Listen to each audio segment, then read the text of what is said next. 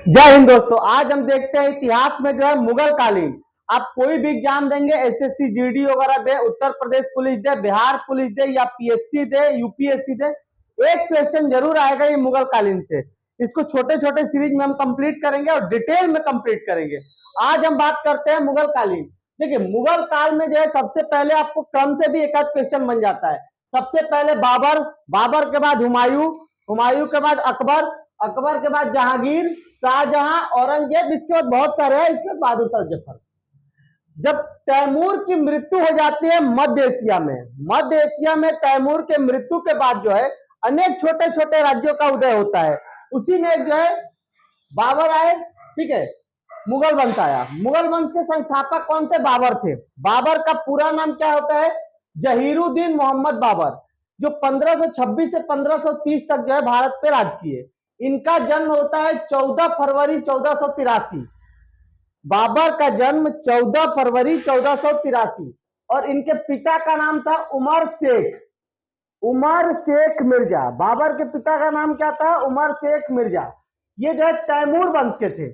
तैमूर के मृत्यु के बाद छोटे छोटे राज्यों का उदय होता है मध्य एशिया में दोस्तों, ठीक है। तो माता का नाम था कुतुबुद्दीन निगार खान, कुतुब निगार खान। पिता का नाम तैमूर शेख मिर्जा और माता का नाम कुतुब निगार खान।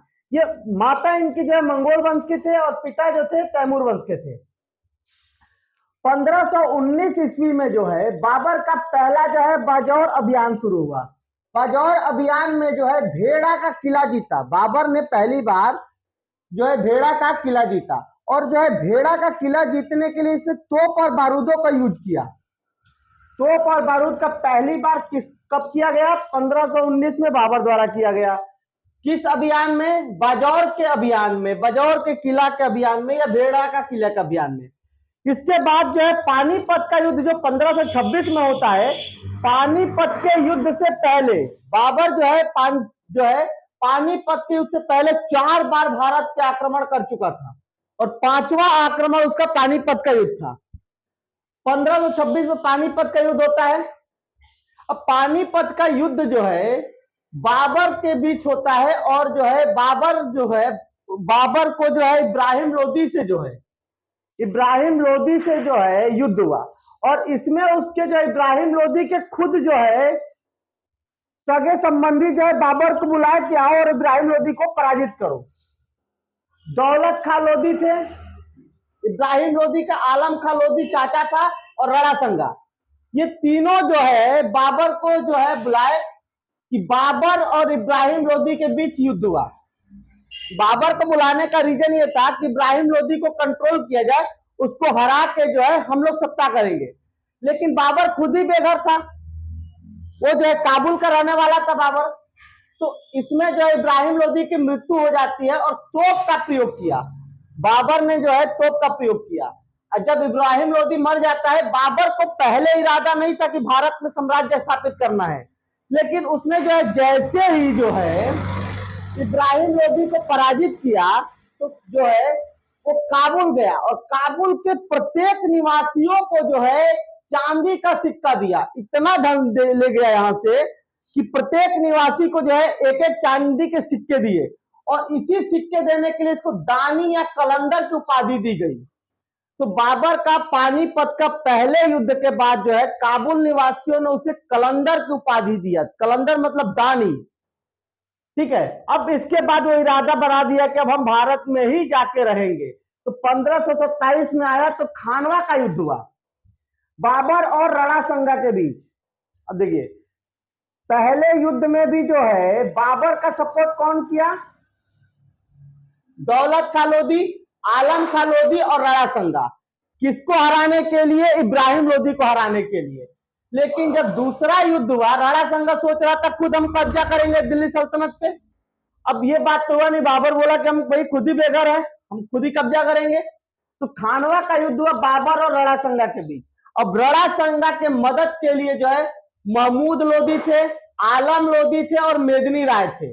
3 लोगों ने जो है मिलकर बाबर से युद्ध किए। इनकी सेना बड़ी थी, ठीक है। खानवा के युद्ध में इनकी सेना बड़ी थी, बाबर के छोटा था। बाबर को लगा कि इस युद्ध को हार न जाए, तो सैनिकों को एकदम प्रोत्साहित किया और उसमें जोश भर दिया। और एक तमगा नामक टैक्स था, टैक्स का नाम था तमगा।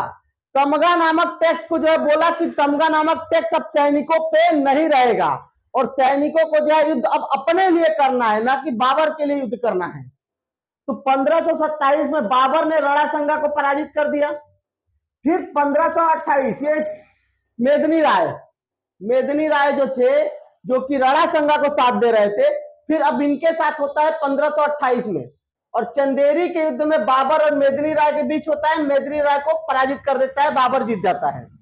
अब बात करते हैं 1529 घाघरा का युद्ध। घाघरा का युद्ध जो है महमूद लोदी के बीच होता है, ठीक है। बिहार तथा अफगान के संयुक्त सेना थी।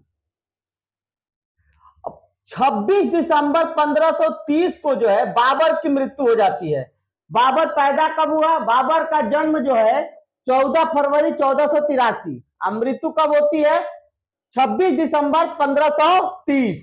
और इसके मृत्यु के बाद जो है आगरा में जो है इसने जो है आराम बाग में दफनाया गया। आराम बाग शैली जो है, बाग एक बगीचा का नाम था, जो कि बाबर ही जो है चार बाग शैली की तरह जो है, चार बाग शैली का आविष्कारक या जनक बाबर को माना जाता है। और ये चार बाग शैली के नियम के तहत जो है आराम बाग नामक जो है बगीचा बनाया और इसी में उसको दफनाया गया।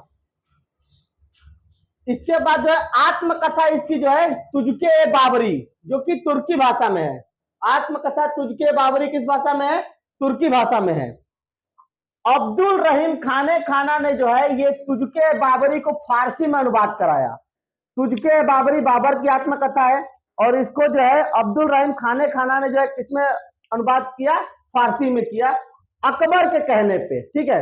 अब अकबर ने भी इसका जो है पहले जो आगरा में जो है आराम बाग शैली में उसे दफनाया गया, तो अकबर ने कहा कि हमारे दादा को तो बहुत अच्छा, काबुल जो है बहुत अच्छा जगह था, पसंद था, तो उनको जो है कहां ले गए? काबुल ले गए और काबुल में दफना दिया ले जाके। दोस्तों इसके साथ जो है आज बाबर करा रहे हैं, अगले वीडियो में हुमायूं कराएंगे, उसके अगले वीडियो में अकबर कराएंगे, और इसके साथ साथ मुगल के इंपॉर्टेंट फैक्ट भी साथ में कवर करते चलेंगे। जैसे अभी मुगल शासकों का मकबरा हमने बाबर का देख लिया है। बाबर का मकबरा पहले कहां था? आगरा में था। वर्तमान में कहां है? काबुल में है। हुमायूं का मकबरा दिल्ली में है। इवन दैट मुगल वंश के जितने भी शासक है ज्यादातर जो है चारों, हुमायूं के मकबरा के चारों ओर जो है उन्हीं लोगों का मकबरा है। जो इंपॉर्टेंट है उसको बता दे रहा हूं, जो नहीं आए उसको लगा देना वहीं पे दिल्ली में। अकबर का मकबरा सिकंदरी में है। सिकंदरी कहां है? फतेहपुर सीकरी में है। वही जहांगीर का मकबरा लाहौर में है। लाहौर में जो है सहदरा नामक एक स्थान है, वहां पे जहांगीर का मकबरा है।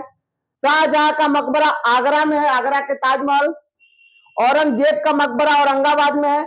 और बहादुर शाह जफर का मकबरा जो है रंगून में है, रंगून वर्मा में है। ठीक है दोस्तों, बहादुर शाह जफर जो है ये अपनी दिल्ली में ही जो चाहते थे मकबरा बना के जगह भी छोड़ कर रखे थे, लेकिन रंगून गए, वही मृत्यु हो गई, उनकी सत्ता खत्म हो चुकी थी, अंग्रेज कब्जा कर चुके थे, तो वही इनका मकबरा है।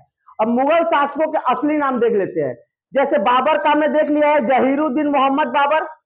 इसी प्रकार हुमायूं का जो है नसरुद्दीन मोहम्मद हुमायूं। अकबर का जलालुद्दीन मोहम्मद अकबर। शाहजहां का सिहाबुद्दीन मोहम्मद शाहजहां। औरंगजेब का आलमगीर औरंगजेब। मोहम्मद शाह का रोशन अख्तर। और बहादुर शाह जफर का जो है मौजम। दोस्तों हमारे यहाँ जो है इंपॉर्टेंट क्लासेस जो है किसी भी गवर्नमेंट एग्जाम के लिए लगातार चलेगी। आप कमेंट बॉक्स में कमेंट करिएगा। ऑफलाइन कोचिंग के लिए लिखित गारंटी रहती है कि अगर आप जो है हमारे से जुड़ते हैं, अगर आपका रिजल्ट नहीं होता है तो 12,000 रुपये आपका फीस रहेगा, 1,000 रुपये पर मंथ के हिसाब से। अगर आपका रिजल्ट नहीं आता है तो मैं 12,000 की जगह 15,000 आपको वापस करूंगा। दोस्तों जय हिंद दोस्तों।